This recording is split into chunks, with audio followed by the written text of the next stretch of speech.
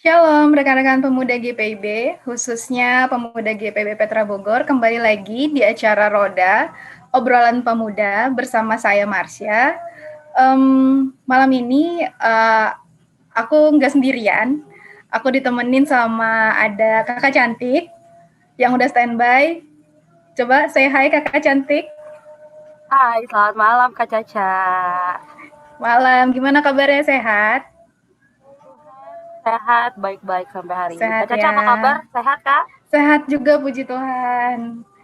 Oke Jadi nih, aku mungkin Kak. aku perkenalan diri sendiri aja kali Kak Caca daripada kasih kenalin Boleh. orang-orang, boleh kali ya. Siap. Soalnya pasti kayak teman-teman Petra bingung nih, ini siapa anak Petra mana? Kayak bukan anak Petra gitu. Nah, mungkin teman-teman Petra, halo Shalom, aku Ines Apolete. Mungkin teman-teman nggak pernah lihat aku di Petra, ya pastinya, karena aku bukan jemaat Petra, tapi aku dikirim langsung dari GP Anugerah Jakarta, GPIB Anugerah Jakarta di Ben Hill, untuk jadi host nemenin Kak Caca malam hari ini bareng teman-teman di sini. Ya, merupakan sukacita buat aku sih, aku dipercaya di host hari ini. Semoga obrolan hari ini, obrolan aku sama Kak Caca nyambung, bawa sukacita juga buat teman-teman yang di rumah doang ataupun di mana-mana. Dan yang pastinya kita udah gak sabar ya Kak Caca ya, buat ngobrol lebih lanjut lagi ya Kak Caca. Bener banget. Kebetulan ya, pokoknya Roda malam ini tuh spesial banget. Pertama nih, kalau misalnya dari biasanya Roda nih untuk Petra selalu disiarinnya secara langsung gitu di gereja gitu. Nah sekarang kita di rumah masing-masing, di tempat masing-masing, nggak ketemu, cuman ketemunya secara virtual ya. Ini spesial banget. Terus ada spesial juga, ada Ines dari Anugerah. Terima kasih. Terus temanya juga spesial banget nih. Single and satisfied. Luar biasa gak sih? Berat gak sih? Kayak sesuatu yang kayak, aduh, waduh, apakah single itu berarti arti satisfied atau gimana? Kita juga nggak tahu sih ya Nah Kak ya. gitu. Aku mau tanya Kalau dulu Kak nih. Caca, Oh baiklah Kak Caca nanya sama aku dulu, nggak apa-apa Kak Caca. iya, Silakan Kak aku Caca. mau nanya nih. Uh, mau nanya status sebenarnya. Ini statusnya single apa bagaimana nih? Maunya sih sebenarnya double, cuma ternyata masih single sampai saat ini Kak Caca. Masih ya, masih benar-benar benar. Sama dong ya. Sama dong Kak Caca. Kalau Kak Caca Sama. sendiri atau oh sama, baik. Mungkin kita jadi host hari ini karena memang kita sama-sama single. Ditanyakan apakah kita satisfied atau enggak. Bisa Silakan jadi. lanjut Kak Caca. Kalau misalnya kan banyak nih ya stigma di luar sana gitu ya, ngomongin soal single gitu.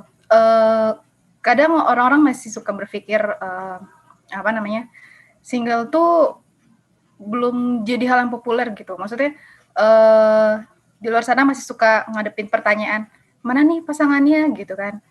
Mana kok udah umur segini kok masih sendiri aja kayak gitu kan? Pernah nggak sih Ines dapat pertanyaan-pertanyaan kayak gitu? Pastinya Kak Caca. Oh mungkin sebagai pemberitahuan doang nih, akan aku umurnya 30 ke atas lewat dikit lah 30-nya, lewat dikit doang satu angka yang di atas 30. Jadi pastinya tidak hanya dari teman-teman doang Kak Caca, pasti keluarga juga bakal nanya kayak, aduh masih udah umur 30 belum ada pacar, belum merencanakan yang lain dalam hidup selain ya berpikir kerjaan lah atau apa seperti itu pasti Kak Caca. Karena kan ya baiklah orang Indonesia itu kebanyakan, aku nggak bilang semuanya tapi kebanyakan sering bertanya sih status lo apa sih kalau misalkan kayak lo single kayak ih lo single itu pilihan lo atau jomblo nasib lo kayak gitu bisa kayak gitu kan Kak Caca gitu. Iya, Kalau Kak Caca benar-benar. gimana? Single sih pilihan ya. Oh baik, memang jawaban Single paling pilihan. apa? Benar-benar. Tapi kita nggak ngobrol cuma berdua aja nih. Nah Kak Caca. Nah, kita punya narasumber nih yang biasa untuk menuntun kita nih supaya kita nggak kemana-mana alurnya begitu kan, obrolannya bermakna begitu. Ada Ibu Pendeta. Selamat malam Ibu Pendeta. Halo, selamat malam semuanya.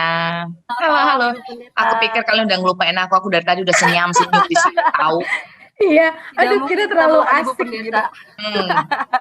Di awalnya udah asik ya Kak Caca ya. Apalagi nanti bergabung dengan Ibu Pendeta pasti kiamik. Siap, lanjut. Silakan Kak. Ya, gimana nih kalau menurut Ibu Pendeta sedikit dulu nih sebagai pembukaan nih single and satisfied itu seperti apa sih, Bu?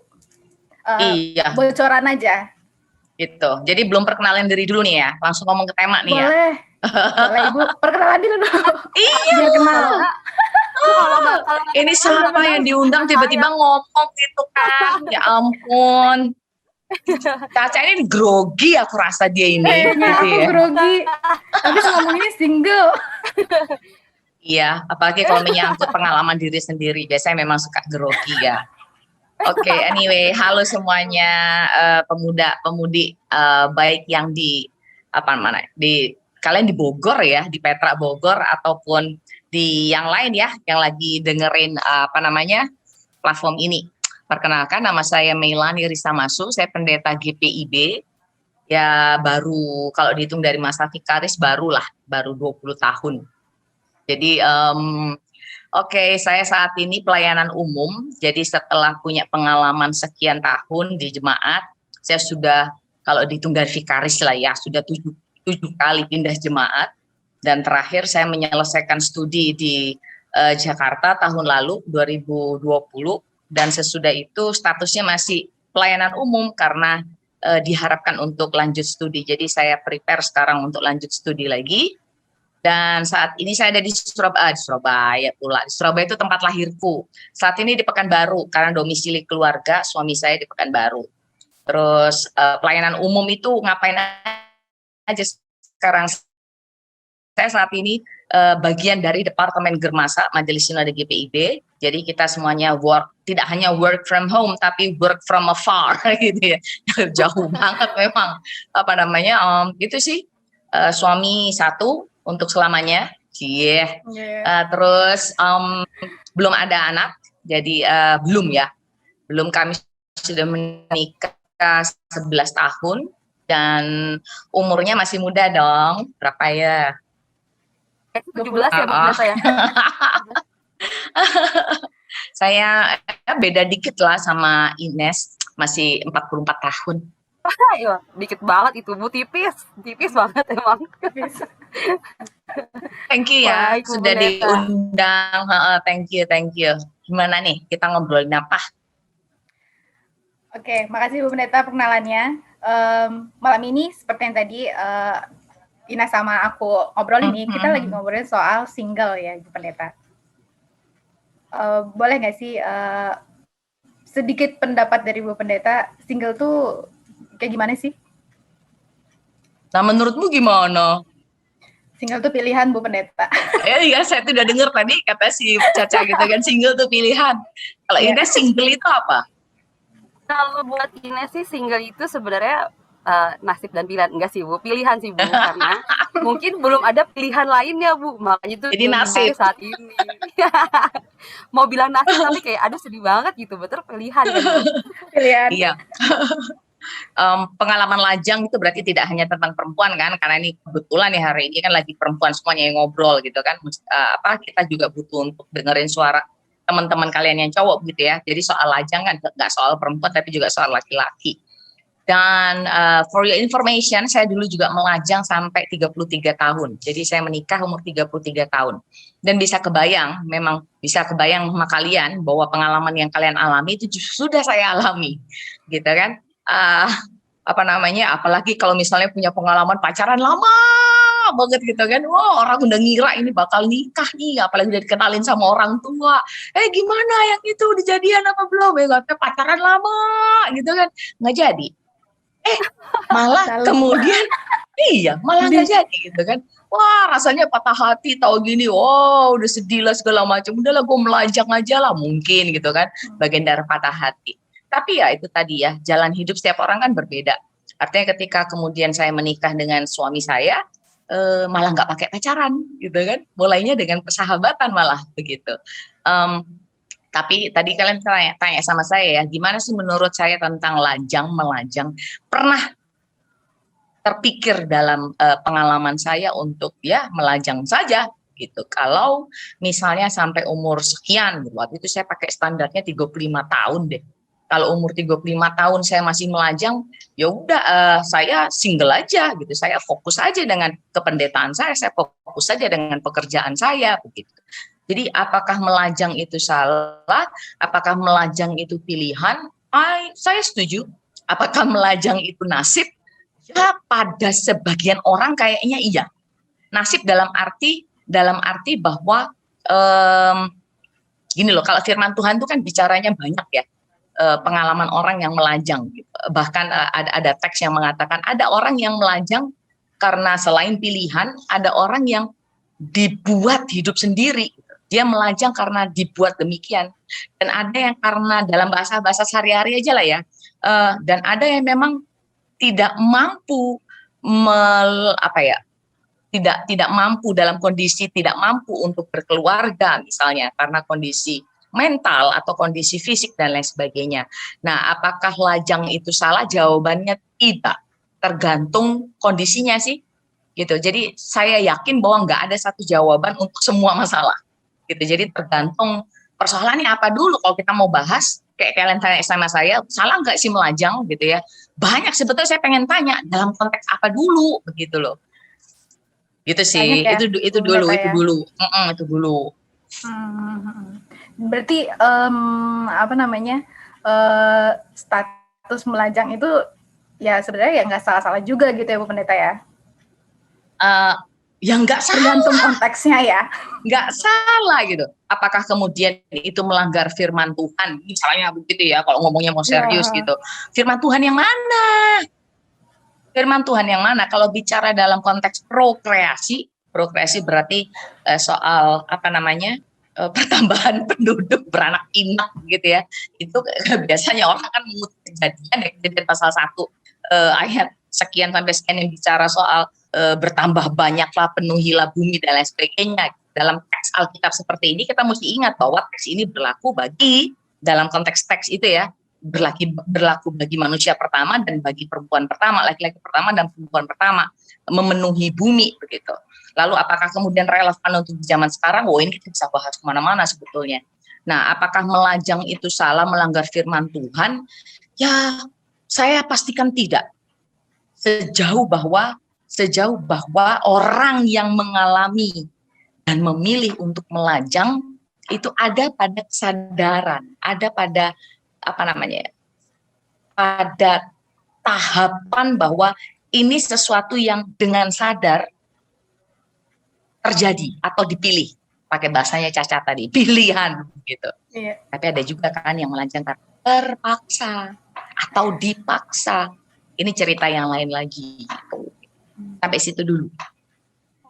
Aku mau nanya dong, kalau tadi Ibu Pendeta bilang mengenai bahwa status lajang itu, kita single itu kan bukan sesuatu yang salah ya Bu ya, itu kan berarti dengan pilihan masing-masing orang. Tapi kan kalau ya kita kan hidup di Indonesia ya Bu gitu, Ibu pasti pada saat Ibu, aku nggak tahu sih, mungkin kalau aku sekarang lagi di umur segini, even ketemu tetangga depan rumah aja yang kayaknya teman-teman aku waktu kecil udah pada nikah, orang tuanya kayak, ya ampun Ines kerja mulu, kapan nikahnya gitu. Dan sebenarnya kan hal-hal seperti itu ya Bu, ya karena membuat kayak, aduh ini gimana ya, kayaknya kok status lajang itu tuh salah di masyarakat, bukan berarti semuanya menganggap seperti itu ya Bu, tapi kan kebanyakan seperti itu ya Bu.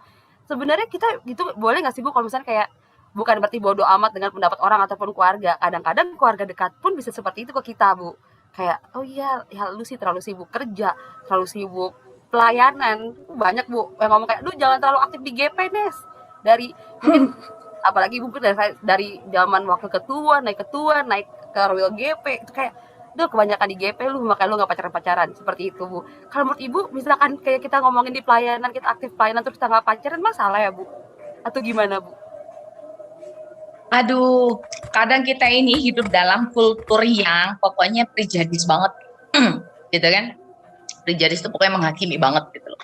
Kadang capek dengerin kayak gitu, memang dari pengalaman pribadi dulu waktu pacaran, aduh kapan nikahnya gitu kan, nikah putus sambung putus beneran gitu kan, ditanya-tanya lagi, aduh kok yang itu putus ya, sayang udah lama. Terus setelah menikah, oke, Tuhan kasih pasangan, menikah, nanti udah menikah pasti pertanyaan baru lagi, aduh kapan hamilnya, punya anaknya begitu kan. Nanti kalau udah punya anak, aduh kapan anaknya nanti ini, kalau udah besar gitu ya, kapan anaknya nanti dapat jodoh lagi.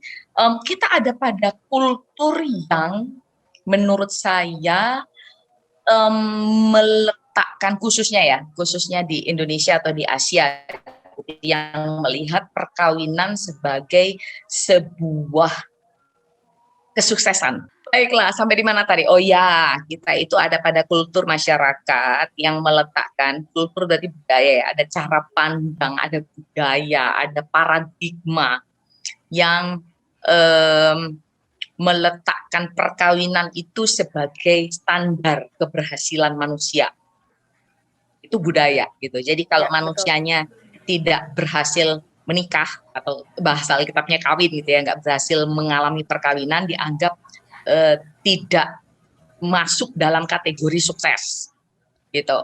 Sama dengan ada anggapan bahwa kalau perkawinan tidak berhasil melahirkan anak, maka dianggap bahwa keluarga itu kurang sempurna. Nanti kalau sudah punya anak, kalau nggak punya anak laki-laki, nanti dianggap lagi ini keluarganya juga belum benar-benar sempurna karena nggak ada anak laki. Jadi kita ada pada budaya yang kompleks, yang rumit begitu ya, karena kita dibuat dalam kelas-kelas paradigmatis yang seperti itu. Jadi paradigmanya seperti itu. Jadi apakah ini sulit untuk dihilangkan? Saya pikir bahwa kita ada pada transisi ya, ada transisi ya. Khususnya yang bikin perubahan itu kan anak-anak muda di metropolitan, di perkotaan begitu, yang ketika kemudian being single is sebuah pilihan bebas gitu. Apalagi kemudian ada karir, ada dan ini ada kultur baru sebetulnya being single gitu kan. Apalagi kita tahu misalnya di Jepang, di Korea, di Cina misalnya laki-laki dan perempuan yang sudah mapan secara ekonomi kemudian melihat bahwa gue nggak butuh nikah deh, gue nggak butuh kawin gitu. Yang penting aku jalani hidup kebahagiaan. Nah ini kan kultur baru yang kemudian berhadapan dengan kultur yang lama tadi itu loh. Perkawinan dibuat sebagai standar kesuksesan. Itu sih. Nah kita ada di tengah-tengah pemikiran dan budaya seperti itu sih. Benar-benar Bu Pendeta. Setuju banget sih. Di luar sana memang banyak sih yang sering aku baca gitu ya, bahwa di negara lain tuh yang perempuan-perempuannya udah yang nggak menikah itu bukan prioritas lagi dalam hidup gitu ya. Itu ya mereka memilih untuk menjadi single gitu ya. Cuma kalau misalnya di negara kita sendiri itu kan masih hal yang tabu begitu ya, masih nggak populer lah untuk hal-hal yang seperti itu. Nah, ada beberapa pernyataan ya Bu Pendeta gitu ya yang sempat pernah juga jadi pengalaman pribadi begitu kan. Kalau misalnya gini, kan aku masih lajang nih ceritanya kan. Bukan ceritanya sih, emang bener. Nah, nggak perlu ceritain Kak. Gak usah ceritain, itu emang bener ya, pernyataan. Nah, kadang tuh aku suka mikir gitu, ya nggak apa-apa lah, gue single gitu kan, aku single nggak apa-apa gitu. Karena siapa lagi yang mau memenuhi kebutuhan hidup seorang Marsha begitu kan, kalau bukan aku sendiri gitu. Nggak ada orang lain ya aku kerjain sendiri gitu, aku kerja, aku nyeneng diri sendiri. Itu egois nggak sih dengan pemikiran kayak gitu? Ya, sebetulnya saya agak sulit juga karena ini ngejawab pertanyaan tentang pengalaman orang lain gitu ya, pengalaman tentang orang lain. Coba kalau pertanyaannya seperti aku balik, yang aku tujuin buat kalian gitu loh. Emang kalian ngerasainnya seperti apa? Emang kalian ngerasa egois kah? Ketika misalnya kalian kemudian memilih untuk saya mau serius nih dengan karir. Sama seperti waktu saya punya pengalaman mengambil keputusan sekian tahun lalu gitu kan ya. Oke, ketika saya berdoa, saya sudah berelasi, saya sudah berusaha untuk menjalin hubungan kasih gitu ya dengan seseorang dan ternyata ngalamin kegagalan. Kemudian saya sampai di tahap untuk memutuskan, oke, saya mau serius dengan karier saya sebagai seorang pendeta. Saya mau pekerjaan ini menjadi sesuatu yang saya tekuni. Saya pikir itu bukan keegoisan. Saya pikir bahwa kita ada pada proses mengambil keputusan yang semoga tidak karena emosional ya, gitu loh. Tapi kan ada proses bahwa kita berpikir, kita berjalan seiring waktu. Kalau dalam bahasa teologisnya kita berziarah, kita berziarah dalam ruang dan waktu yang Tuhan sediakan ini sambil open kan, kalau ternyata dalam perjalanan menemukan pasangan, why not begitu loh. Jadi saya pikir nggak egois kok, tidak egois, karena setiap orang punya pengalaman yang berbeda ya. Justru yang egois adalah kalau pengalamanku aku paksain sebagai standar untuk yang lain. Misalnya ada pemuda kayak gue dong, kayak kami dong. Kami udah nikah umur 25 tahun. Biasanya 25 tahun kan menjadi standar usia perkawinan yang dianggap normal begitu ya. Yang di bawah itu atau yang di atas itu dianggap abnormal. Katanya enak aja. Enak aja. Itu udah abnormal, Bu. Itu dia makanya. Kayak Ines calon dibilang abnormal nanti. Ya enggak lah gitu. Ya enggak lah. Apa namanya? Bahwa pengalaman kita tuh kan punya pengalaman yang spesifik. Ada pengalaman siapa sih yang nggak pengen dapetin jodoh begitu loh, siapa sih nggak mau dapetin pasangan. Tapi kalau Tuhan belum kasih, seiring perjalanan belum berjumpa gitu kan, masa sih saya tidak memutuskan untuk apa yang bisa saya fokus dalam hidup saya sekarang. Itu bukan egois, saya pikir bahwa kita kemudian berfokus pada apa yang bisa saya kerjakan sekarang kayaknya deh. Itu sih menurut saya ya, Ca. Oke. Ya sih, benar. Aku juga mikirnya sih itu bukan suatu bentuk yang egois. Cuman kalau misalnya jadi kayak terlihat bodoh amat kayak gitu ya, yang kayak bodoh amat apa ya, nggak membuka hati juga berarti kan salah juga dong. Iya. Saya nggak mau bilang salah atau enggak sih, Ca. Tapi kembali sama pengalaman orang. Pengalaman patah hati misalnya, atau pengalaman buruk di masa lampau misalnya, pengalaman tentang punya misalnya toxic relationship gitu loh. Nah, toxic banget itu kan nimbulin trauma juga kadang kan. Jadi itu yang saya bilang tadi, pengalaman seseorang itu nggak bisa jadi standar buat orang lain. Menurutku justru itu yang egois banget gitu loh. Jadi para orang tua dan juga pemuda-pemudi, ya kita jangan saling nindas deh, paling nggak mulai dari orang-orang mudanya, jangan saling menindas pengalaman gitu loh. Masa sih lu kalah sama gue udah dapat pacar, udah dapat ini, come on gitu. Siapa tahu orang yang lu ajakin ngomong itu punya pengalaman traumatis tentang berelasi gitu loh. Atau barangkali bahwa ayolah temen yang lu ajak ngomong, yang lu sindir-sindir ini bisa jadi dia punya pergumulan yang keras, yang kuat dengan keluarga. Bisa jadi dia itu bread winningnya dari keluarga, dia pencari nafkah di keluarga gitu kan. Siapa tahu yang yang lu ajak ngomong ini, yang lu sindir-sindir soal jodoh dan perkawinannya adalah orang yang lagi ngurusin orang tuanya karena nggak ada yang lain yang ngurusin gitu loh. Jadi kadang itu kita suka sekali menghakimi. Tapi ada juga sih yang apatis gitu ya. Apatis itu maksudnya bersikap nggak mau tahu dengan relasi, dengan jodoh, dengan masa depan dan lain sebagainya. Apatis karena kecewa mungkin gitu kan, kecewa sama Tuhan bisa jadi kayak gitu kan. Jadi banyak sih ya, rumit mau dikupas satu-satu, Cak. Tapi saya pikir bahwa menilai orang lain egois itu kita juga harus hati-hati sih. Benar, Bu Pendeta. Kalau misalnya ada lagi nih, mungkin Ines punya pengalaman kali. Dilempar ke Ines. Soalnya nanti kalau aku kebanyakan. Ini namanya aku lagi membuka buku-buku masa lalu gitu ya. Mungkin kayak Ibu udah bilang ya, kebanyakan standar usia untuk nikah itu kan di umur 25 seperti itu, ataupun ya tidak jauh dari itulah. Kalau di atas itu mungkin sudah kayak ini kenapa bisa lewat dari 25. Nah, Ines pun waktu itu punya pemikiran atau standar nikah kayak gue mau nikah umur 25 26 nih. Saya udah pacaran lama, tiba-tiba tidak jadilah gitu, Pendeta. Terus saya mikir di situ pun saya sempat mikir kayak, Tuhan nih kayaknya saya udah 4 tahun, ya mungkin tidak selama orang-orang lain, tapi menurut saya itu udah sesuatu yang lama. Kayak saya udah 4 tahun sama-sama, hai mantan, lagi nyapa dulu cerita Ibu. Takutnya nonton besok di YouTube dikira ngomongin.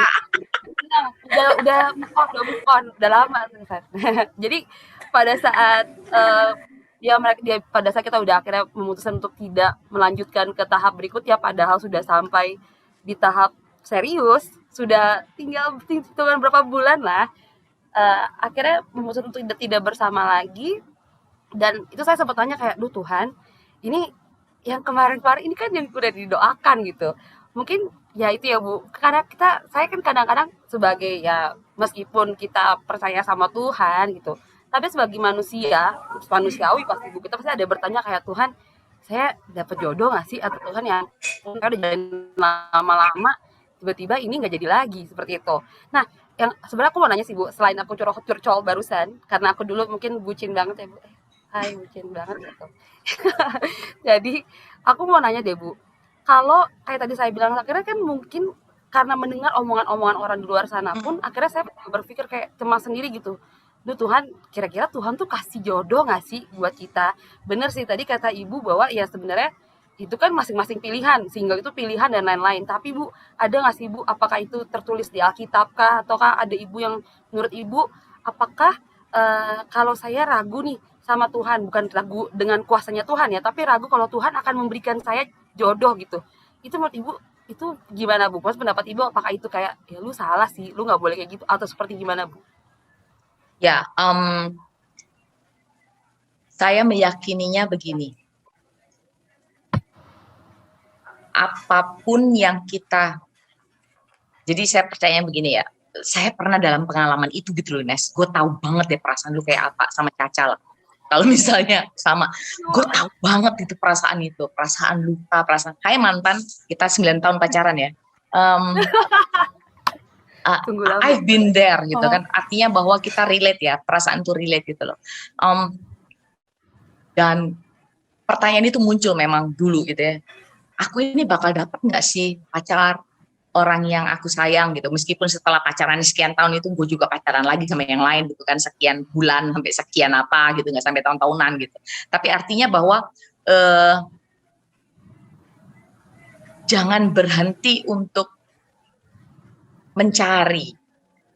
Kadang kita itu sebagai umat Tuhan, sebagai anak-anak Tuhan, kita cuma pasrahin sama Tuhan. Tuhan, biarlah semuanya terjadi kehendak-Mu. Tapi lu nggak mau berusaha juga gitu loh. Nanti kalau ditanya orang, ya gue udah doain, terserah Tuhan mau kasih gue apa enggak. Ya, iya benar. Gitu kan. Ini khotbah hari Minggu besok nih, bagus nih firman Tuhan ya di ayatnya itu kan. Carilah. Carilah maka engkau akan mendapatkan gitu kan. Mintalah dan ketuklah pintu. Oke, secara teks kita udah sering dengar ini barang gitu ya, tapi teks ini juga mau bicara soal ada Tuhan itu bekerja.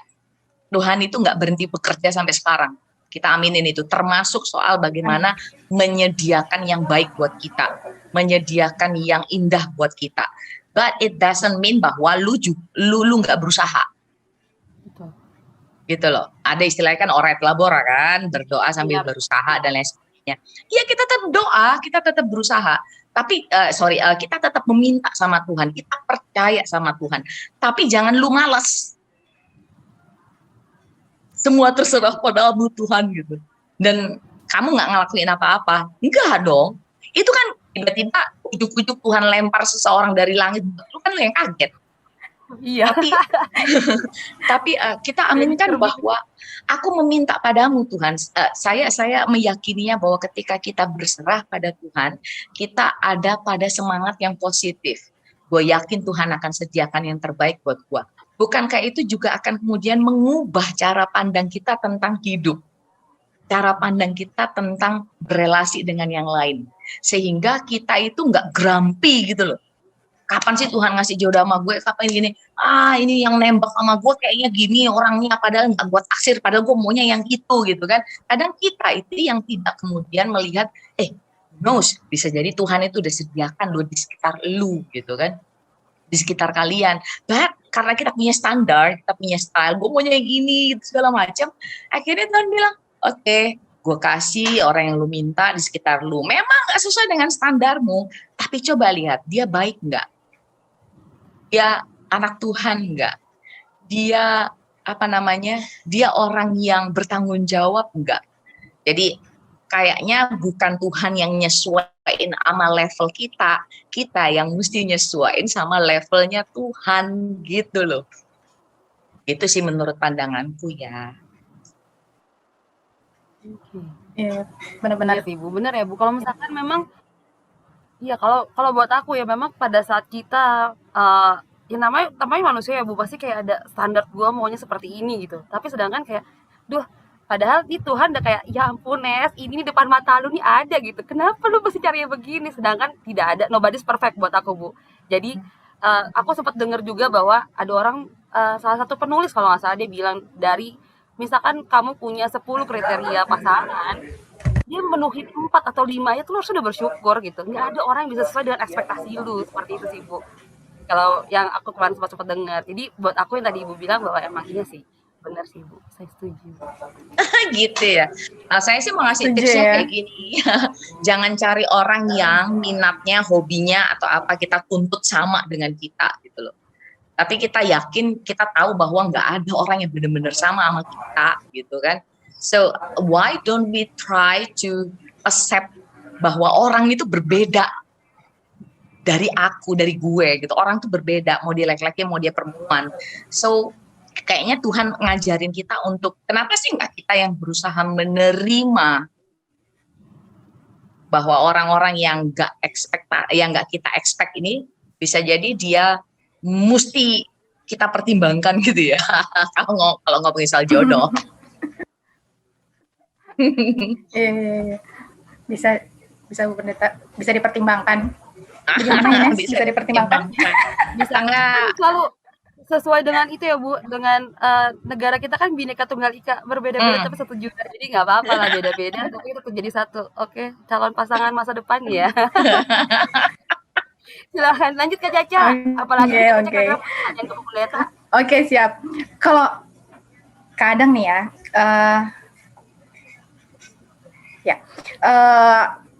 kadang kan kalau misalnya kita lagi single gitu ya, misalnya lagi memilih untuk single gitu kan, kadang suka mikir ya enak sih single, jadi nggak perlu, masih bisa apa ya, bebas gitu kemana-mana gitu kan, tanpa ada beban, tanpa ada hidup yang harus disiplin tuh, kayaknya ya bebas-bebas aja kalau kita single kan ya Ibu Pendeta. Maksudnya nggak mesti harus menjaga kekudusan kayak gitu, ya nggak sih? Menjaga kekudusan ini ngomongin soal apa namanya apa nih, aktivitas seksual. Ya bisa betul. Oke. Menjaga kekudusan apa? Hati kah, tubuh kah? Maksudnya gitu kan. Hati, biar yang dengerin ini betul. jelas. Tapi Menjaga kekudusan hati gitu. Tapi kan seksualitas, karena pasti banyak nih pemuda-pemuda yang kayak penasaran kalau menjaga kekudusan kan memang kebanyakan akan mengarah ke masalah tentang seksualitas Bu, pastinya. Karena kalau apalagi kalau dengar atau ada beberapa pelayan firman atau kan bilang kayak, ya lu sebagai anak muda harus menjaga kekudusan lu dengan berhubungan apa sebelum menikah dan lain-lain. Itu sih Bu yang kita mau tahu dari perspektif Ibu seperti apa. Oke, saya pakai perspektifnya begini ya. Ketika seksualitas ada, maka itu kita lihat sebagai anugerah Allah. Seks itu anugerah Allah, gitu kan ya. Dan bicara tentang seks, maka bicara soal relasi antara dua orang penuh kasih, harapannya seperti itu. Jadi ketika seksualitas dipandang sebagai anugerah Allah, maka kita meyakini bahwa ini adalah sesuatu yang dilakukan dalam tanggung jawab, dalam kesadaran, dalam pengetahuan, begitu kan ya, bahwa yang dilakukan itu akan menimbulkan dan menuntut tanggung jawab, mestinya seperti itu. Bisa dibayangin misalnya dalam kasus gitu kan ya, gue cinta sama lu cinta sama gue, ya udahlah kita sayang-sayangan, oke kita berhubungan saja gitu. Dan ternyata misalnya banyak kasus terjadi hamil gitu kan ya, hamil. Terus ya oke, sebagian besar kemudian buru-buru pemberkatan perkawinan kan begitu supaya nggak keburu malu. Ya kalau bertanggung jawab seperti itu. Kalau kemudian yang saya hadapin sebagai seorang pendeta, saya menghadapi begitu banyak kasus ketika kemudian perempuan-perempuan muda atau yang kemudian hamil dan lari pasangannya gitu ketika dicari oleh keluarganya, ketika dimintain pertanggungjawaban, ada malah kasus ternyata udah punya istri di tempat yang lain gitu loh. Nah, jadi bicara soal perkawinan, bicara soal kekudusan, bicara soal seksualitas itu kita nggak bisa bongkar satu-satu. Dia menjadi sesuatu yang diikat dalam pemahaman bahwa gereja pun peduli. Nah, gitu loh maksudnya. Gereja itu peduli dengan kualitas hidup keluarga Kristiani. Gitu. Kalau itu yang sudah Kristen saja ngalamin banyak persoalan begitu. Banyak anak-anak yang kemudian lahir dalam situasi tidak diakui oleh masyarakat. Kan kasihan anaknya. Gitu loh. Malah ada mungkin yang tidak dilayani baptisan karena single mother atau single father gitu kan orang tuanya karena nggak ada perkawinan gitu. Jadi kita kompleks ya kalau ngomongin soal seperti ini. Apakah kemudian single yang kemudian ya udah berhubungan seks saja gitu loh. Kita nggak bisa ngawasin satu-satu ya pemuda-pemudi gitu loh. Kita bukan polisi juga gitu, tapi yang jelas kita bisa ngingetin bahwa apa yang lu kerjain itu kan berisiko dan lu mesti punya tanggung jawab, istilahnya seperti itu. Jadi seksualitas dalam konteks kehidupan anak muda itu mesti dilihat sebagai lu siap nggak bertanggung jawab gitu loh. Lu siap nggak bertanggung jawab, karena hubungan seksual itu kan bukan cuma sekedar lu suka sama gue suka sama lu, kita mencari kenikmatan, tapi ini berpacaran itu tidak hanya melatih cinta, tapi melatih banyak hal. Salah satunya tanggung jawab, gitu loh. Buat saya gitu, bahwa berpacaran itu salah satu contoh konkret untuk bagaimana menilai, mendoakan dalam prosesnya ini orang tepat nggak buat gue ya, bukan karena cuman dia udah kerja atau belum, dia ganteng atau nggak, misalnya cewek gitu ya, kita kan cewek-cewek di sini ya, habis nggak ada suara cowok sih gitu kan, jadi kita ngerumpi aja ala cewek kan, gitu kan, dia kaya atau enggak, dia ganteng atau enggak gitu, mamanya judes apa enggak, misalnya kayak gitu kan nggak cuman pertimbangan yang lahiriah gitu loh, tapi pertimbangan tentang dia punya tanggung jawab nggak ya, dia mandiri nggak ya. Jangan sampai ternyata gue nikah sama dia, gue dijadiin pembantu rumah tangga gitu loh. Atau misalnya tidak ada nggak ada saling menolong, saling membantu, saling memahami. Gue sama dia sama gue, kami ini bakal jadi pasangan yang sepadan nggak? So kayaknya mesti relasi berpacaran tuh mesti dilihatnya tuh panjang kayak gitu loh. Karena bagaimanapun kita ada dalam budaya yang menempatkan perempuan sebagai subjek yang paling dirugikan deh. Apalagi ada stigma gitu kan ya, stigma yang kayaknya perempuan yang menanggung beban stigma itu loh. Betul, Bu. Ngerti kan maksudku kan, ada bahasa-bahasa yang nggak menyenangkan sekali kan, misalnya aduh perempuan apa, it's not fair gitu loh. Karena pasti semuanya akan dikembalikan pada saat ya seperti itu, yang salah adalah wanita, seperti itu loh Bu. Maksudnya kayak ya lu siapa suruh gitu, atau lu kan akhirnya dicap seperti itu, sedangkan ya buat aku ya tadi Ibu pernah bilang itu it's not fair gitu. Kalau lu bisa ngomong seperti itu ya harusnya sebenarnya sama, posisi laki-laki dan perempuan itu harus sama, tidak bisa dipandang bahwa kita sebagai perempuan kita yang kayaknya waduh jadi kita perempuan jadi penjaga moralitas gitu ya. Betul, jadi yang laki-laki nggak boleh ini, nggak boleh disalahin. Untung hari ini kita semua Bu, jadi kita bisa ngomong kayak gini. Nggak ada yang protes. Benar Bu. Jadi memang kalau itu ya Bu ya, kalau misalkan seperti tadi Kak Caca juga tanya gitu tentang menjaga kekudusan itu kan sebenarnya kalau kita lihat ya Bu, GP ini kan umurnya dari 18 sampai 35 gitu. Sedangkan kalau zaman sekarang ya aku tidak bilang mungkin ada juga dimanapun gitu, kita bisa lihat sih Bu, karena mungkin teman-teman sekarang, anak-anak sekarang mungkin banyak kalau lihat TikTok.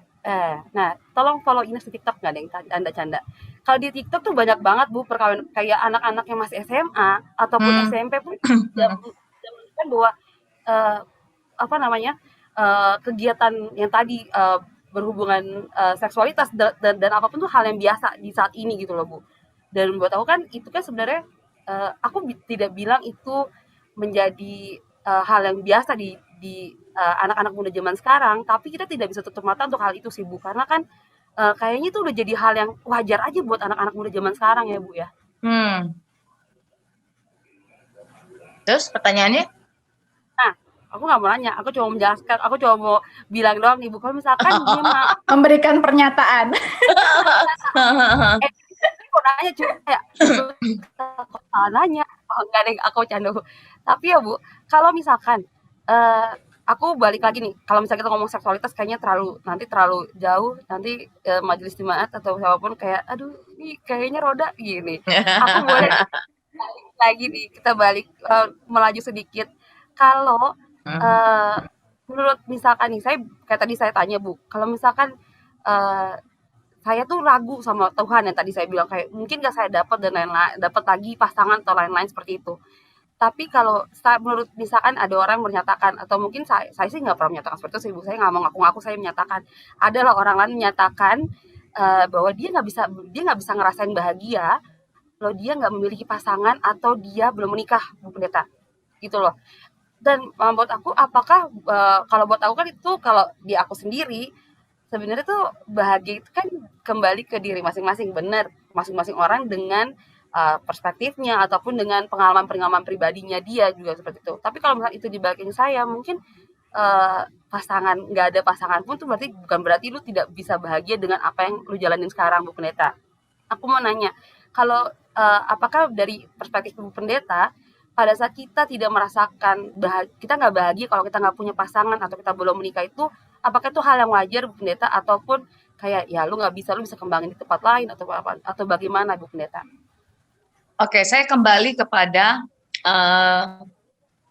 dasar alkitabiahnya gitu ya, bahwa seseorang memang, bahwa orang manusia ya, nggak bicara soal laki-laki dan perempuan, tapi kita manusia itu kan diciptakan Tuhan sebagai makhluk religius, sebagai makhluk sosial, juga sebagai makhluk personal, jangan lupa gitu kan. Jadi ini 3 aspek yang pemahaman iman kita jelaskan tentang itu, bahwa manusia diciptakan ya dia punya personalitas, tapi dia juga memang diciptakan Allah sebagai makhluk sosial, jadi nggak bisa hidup sendiri memang gitu. Terus dan juga makhluk religi, makanya dalam konteks mencari pasangan kita kan selalu berdoa karena kita yakin bahwa apa yang diatur oleh Tuhan baik adanya, gitu ya. Saya pikir bahwa orang yang merindukan kebahagiaan bersama dengan orang lain, dapetin pacar, dapetin jodoh, itu sesuatu yang wajar. Itu sangat wajar, karena memang kita makhluk sosial, kita mengharapkan punya saudara yang menyenangkan, kita berharap punya sahabat yang baik, kita kan gitu kan, startnya seperti dari persahabatan kan, dari kita masa kecil, kita selalu relate dengan adanya orang lain, mulai dari saudara, mulai teman, terus kemudian pacar, atau kemudian ke tingkat yang perjodohan. Artinya bahwa kita ada pada kesadaran, karena kita makhluk sosial, maka kita mengharapkan memiliki hubungan yang berkembang, begitu kan ya, sampai kemudian kita dapetin suami atau istri gitu. Nah, yang jadi soal adalah apakah kemudian kita ngabisin energi untuk mencari kebahagiaan kita karena orang lain. Jadi apakah standar kebahagiaan gue adalah karena gue punya pacar, ataukah bahwa aku mendefinisikan diriku, mendefinisikan kebahagiaanku karena aku mau bersyukur dengan diriku sendiri dulu. Love yourself first before you love the other. Gitu kan? Lu nggak bisa mencintai orang, mengasihi orang kalau kamu nggak mulai nerima dirimu sendiri dulu, nggak mengasihi dirimu sendiri dulu. Jangan-jangan kita nuntut disayang, dicintai sama orang, gitu kan? Karena kita ada pada tahap belum berdamai sama diri sendiri.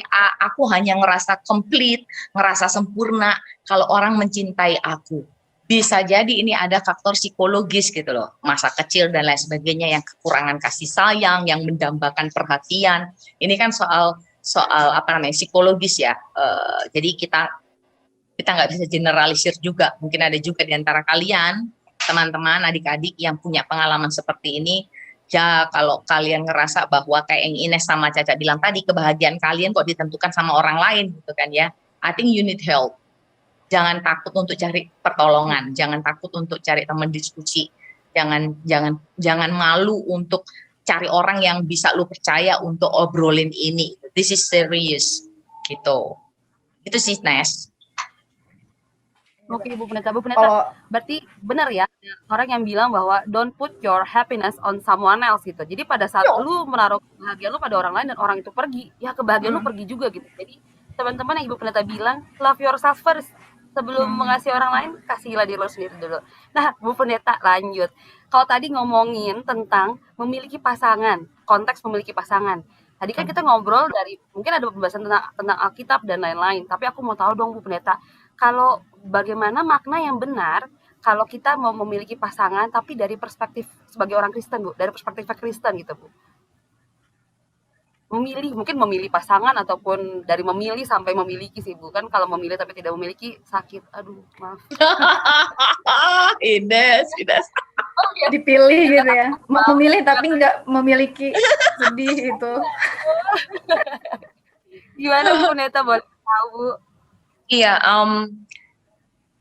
ini bicara soal perkawinan Kristiani jadinya ya. Kalau misalnya dalam konteks berpacaran terus menuju relasi yang serius gitu kan, bicara soal perkawinan Kristiani, maka memang agak ribet nih ngomongnya gini kan.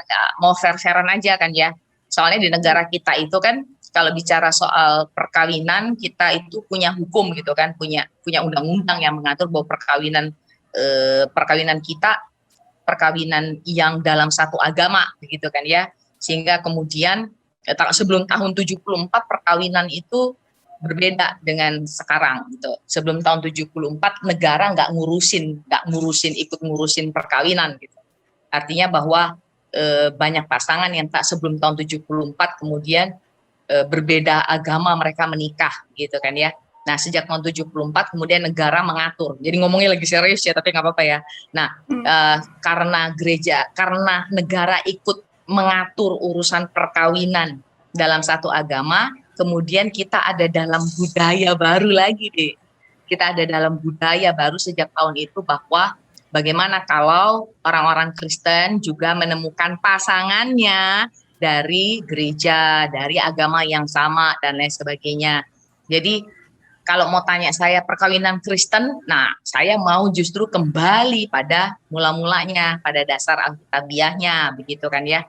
Kalau perkawinan Kristiani yang diatur oleh Alkitab dan sesuai dengan pemahaman iman kita, maka yang diharapkan adalah ketika kalian sebagai orang muda, gitu ya, boleh menemukan, mendapatkan, mengusahakan, mendoakan supaya dapat pasangan orang yang percaya kepada Allah. Itu dulu yang pertama, percaya kepada Allah.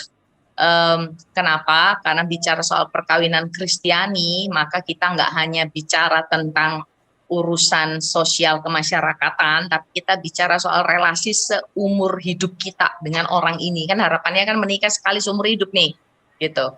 Di mana dia mempercayakan hidupnya bersama dengan kita dan kita mempercayakan hidup kita bersama dengan orang ini gitu loh. Sehingga perkawinan Kristiani adalah perkawinan yang disahkan oleh negara tapi diberkati melalui gereja kan gitu. Jadi berkat Tuhan bagi pasangan. Kenapa? Karena ya Tuhan menghendaki bahwa setiap orang kemudian mendapatkan pasangannya yang sepadan dengan dia supaya mereka boleh saling kan gitu, saling membahagiakan, saling mengasihi, saling memperhatikan supaya mereka boleh menyempurnakan gitu kan, menyempurnakan kebahagiaan dalam konteks perkawinan. Jadi jangan dicampur aduk. Jadi yang lainnya nggak bahagia, nggak ini enggak. Ini kan kita ngomonginnya perkawinan gitu. Dalam konteks perkawinan Kristen, maka harapannya adalah anak-anak muda boleh membangun relasi yang sedapat mungkin gitu ya, sedapat mungkin kita punya bahasa yang sama di rumah. Itu kan bahasa kan berarti bahasa doa, bahasa relasi, bahasa kasihnya dan lain sebagainya itu relate gitu loh. Kalian tuh relate. Apakah kemudian bagaimana dengan pasangan-pasangan yang kemudian yang satu dari agama lain? Apakah mereka nggak bahagia?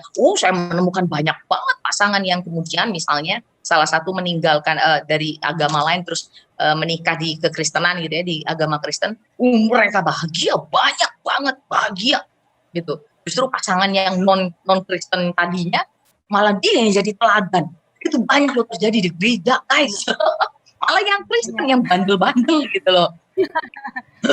Tapi saya juga menemukan kisah-kisah di mana mereka ngalamin kekecewaan gitu ya dalam konteks perkawinan Kristen gitu loh. Jadi yang pindah agama kemudian menikah di Kristen karena mengikuti pasangannya, justru juga ada yang ngalamin kekecewaan gitu. Kenapa? Karena pasangannya nggak ngasih keteladanan, karena pasangannya tidak menunaikan amanah dan janji perkawinan gitu loh. Jadi kompleks ya, jadi serius ngomonginnya Nes ya gitu. Jadi kalau kalian ini ngomonginnya yang ringannya gimana? Nggak bisa dianggap ringan yang kayak begini gitu loh. If you wanna be happy, I believe bahwa ini kerja bareng-bareng. Kalau kita mau bahagia, ini kerja bareng-bareng, kerjasama antara kamu, kita, Tuhan, sama orang yang mau kita doakan jadi pasangan kita ini gitu kan. Ini kerja bareng juga dengan keluarganya kita, sama keluarga calon pasangan kita. Jadi bicara soal perkawinan Kristen jadi kompleks memang, nggak bisa ABC kayak kita main catur gitu loh. So ada baiknya sih menurut aku ya, bikinlah sesi khusus bicara tentang tentang perkawinan Kristen gitu. Betul. Kayaknya itu bagus juga idenya. Perlu gitu kan. Apalagi kalau misalnya kan banyak gini. Ya kita nggak menutup kemungkinan gitu. Bahkan di Petra sendiri gitu kan, gak usah Petra sendiri sih, aku lah ya. Yang posisinya udah 30 something gitu kan. Yang kayaknya memang udah harus berpikir ke arah gimana sih konsep perkawinan Kristen itu, bagaimana mencari pasangan yang sesuai dengan perspektif Kristen tuh kayak seperti apa gitu. Kayaknya memang harus butuh sesi khusus ya Bu Pendeta ya. Untuk ngomongin ini ya. Ini udah kemana-mana, bukan kemana-mana, udah banyak banget topiknya kan. Dari urusan lajang, urusan budaya, urusan pacaran, urusan sekarang kawin. Wow, banyak banget ini. Padahal kita cuma punya waktu sejam doang kan. Iya benar-benar. Kira-kira nih Bu Pendeta, ada pesan khusus nggak sih buat kita pemuda nih untuk memaknai baik lagi nih ke status lajangnya kita nih, supaya pemuda nggak lagi mendefinisikan dirinya itu sebagai status lajang yang biasa-biasa aja gitu, tapi status lajang yang biasa, emang ada lajang yang nggak biasa, maksudnya kayak apa nih? Status lajang yang biasa-biasa aja, yang ya udah let it flow kayak gitu, tapi benar-benar memaknai status ini tuh sebagai suatu proses untuk mencari kehendak Tuhan kayak gitu kan. Kira-kira Pendeta ada pesan khusus nggak nih? Oh banyak, mau pendek apa panjang?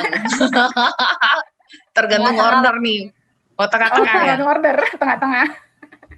Oke, pertama yang saya yakini, yang aku yakini banget bahwa Tuhan itu merancang hal yang selalu indah buat anak-anaknya. Termasuk soal masa depan, gitu. Dan masa depan yang seperti apa, ini yang nomor 2 saya yakini. Bahwa Tuhan memberi kepercayaan kepada kita untuk juga bekerja sama Tuhan. Lu tuh mau merancang masa depanmu yang baik itu seperti apa anakku, gitu kan. Sehingga mau melajang pun, kan ada diskusi nih sama Tuhan.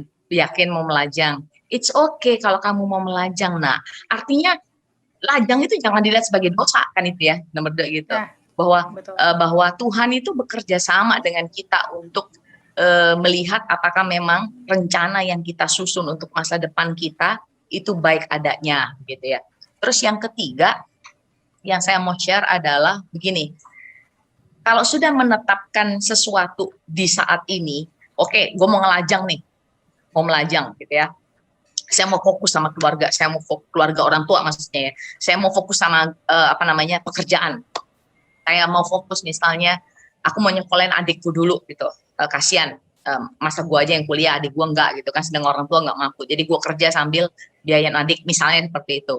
Atau gue melajang karena gue mau fokus dulu ngurusin orang tua gue yang sakit gitu kan ya. Setiap orang pasti punya alasan, kalian pasti punya alasan untuk mengambil sikap, oke, gue saat ini melajang.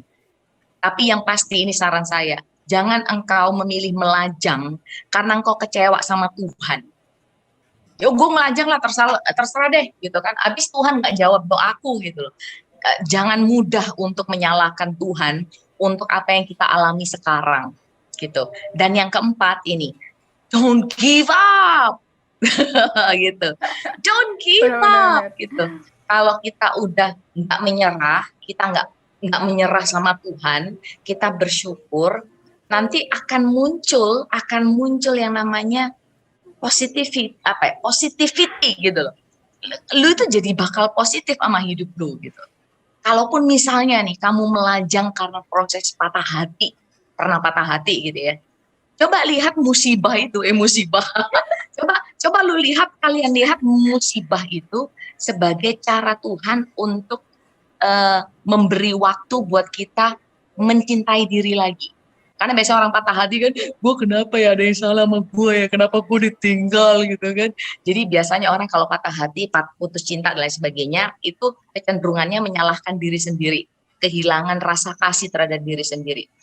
Coba pakai momen melajang, misalnya dalam konteks patah hati itu, sebagai momen, sebagai cara Tuhan untuk ngasih waktu buat kita kembali mencintai diri kita sendiri. Saya dulu mengambil momen untuk kembali menemukan diriku lagi itu ya dengan cara tentu saja bekerja, melayani dan lain sebagainya. Tapi ada momen yang aku pilih waktu itu untuk healing gitu ya, untuk healing dengan cara berolahraga, dengan cara nonton yang lucu-lucu, nonton Korea drama. Jadi Korea drama itu udah aku tonton dari tahun 2000, 2002, 2003, 2004 itu kan. Dulu sebelum Korea drama kan yang populer India waktu itu, entah kalian melahir belum, Potahe gitu kan. Coba healing, cari momen untuk memulihkan diri ya, untuk try to find yourself first before you try to find your other half gitu loh.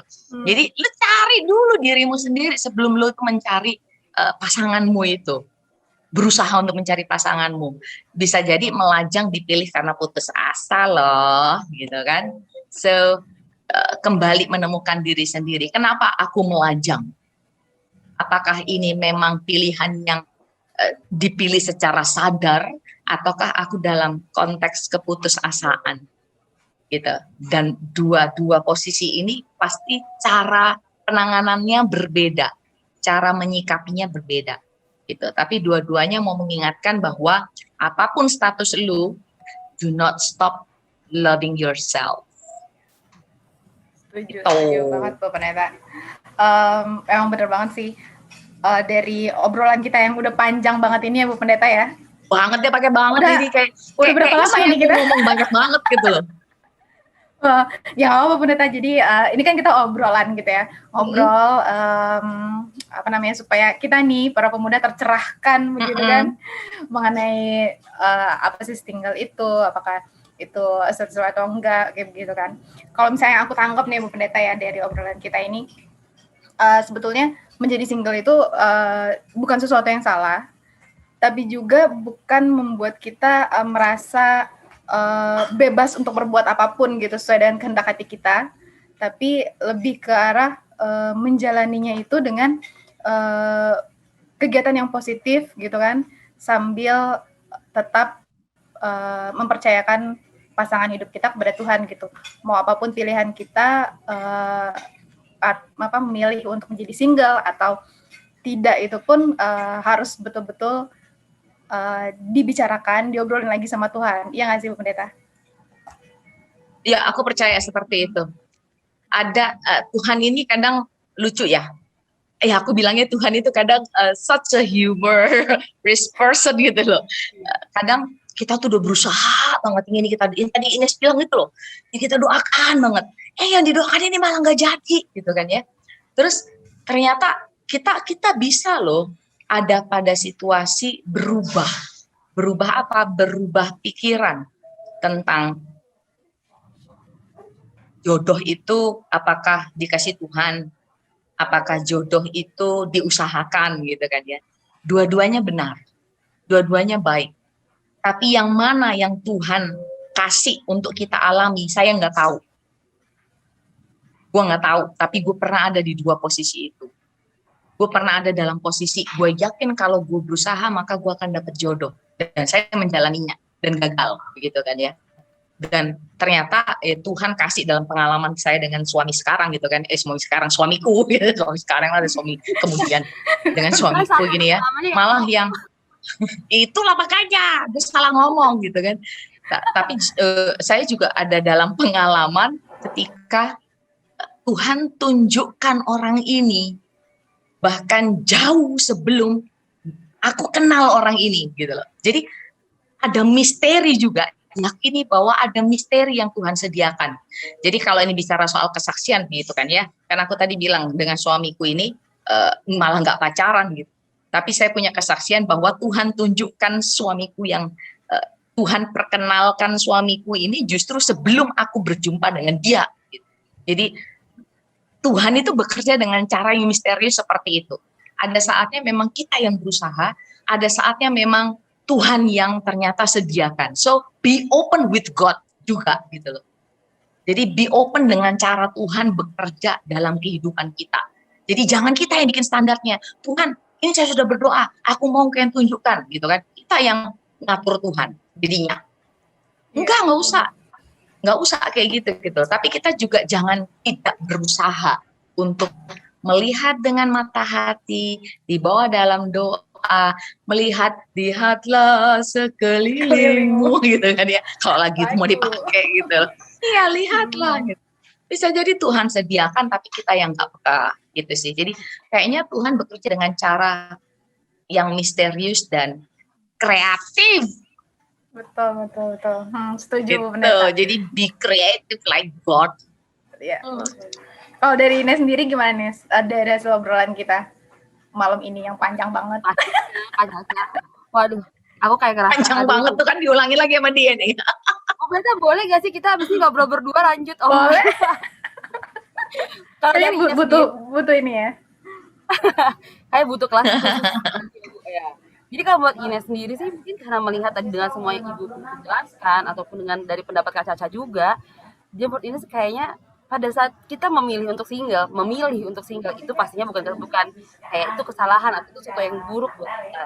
Tapi buat aku sendiri pada saat kita memilih single kita tahu apa yang mau kita lakuin.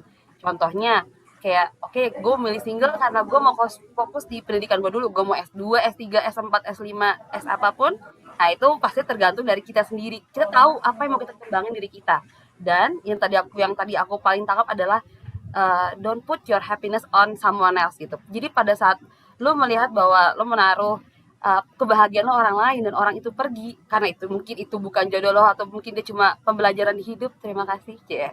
Itu lo akan merasa bahwa kebahagiaan itu pergi dengan si orang itu. Taruhlah kebahagiaan itu sendiri di hati lo dan pastinya berpegang sama Tuhan sih buat aku Kak. Karena hidup kita mau sampai saat ini pun kalau bukan karena campur tangan Tuhan sih ya nggak ada apa-apanya. Mungkin lu patah hati bisa kayak hancur banget, tapi kebalik lagi yang menguatkan kita memang dari orang-orang yang Tuhan mungkin kirim juga, tapi yang pasti kekuatan kita adalah dari doa dan berpegang sama Tuhan bahwa rencana Tuhan itu baik dan tidak ada yang gagal.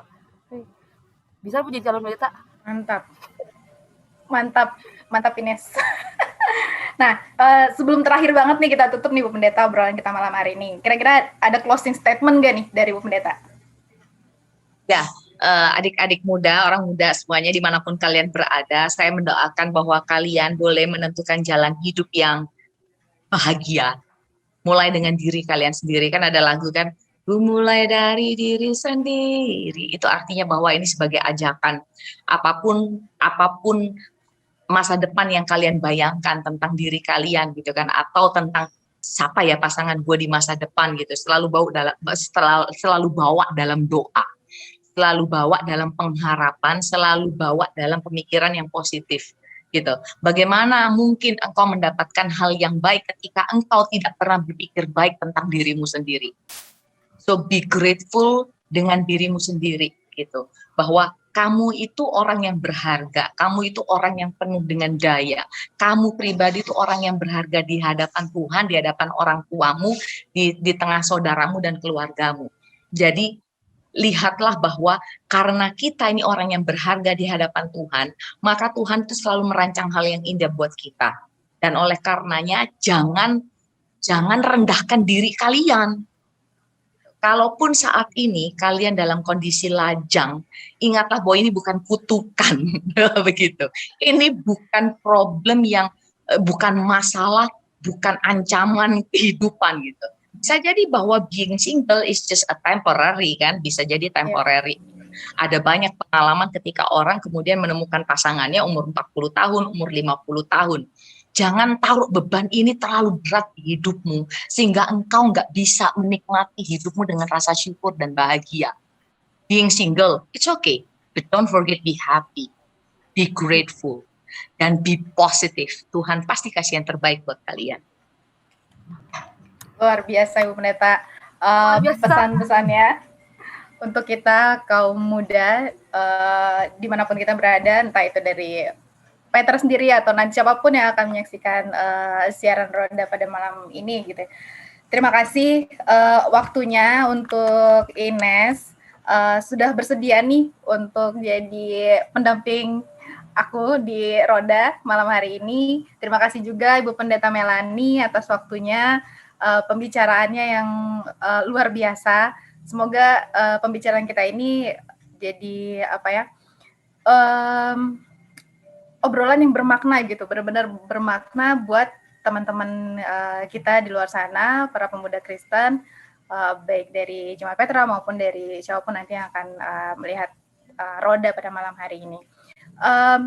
Untuk teman-teman semua, rekan-rekan pemuda, kita jumpa lagi di episode berikutnya di bulan depan, tentunya dengan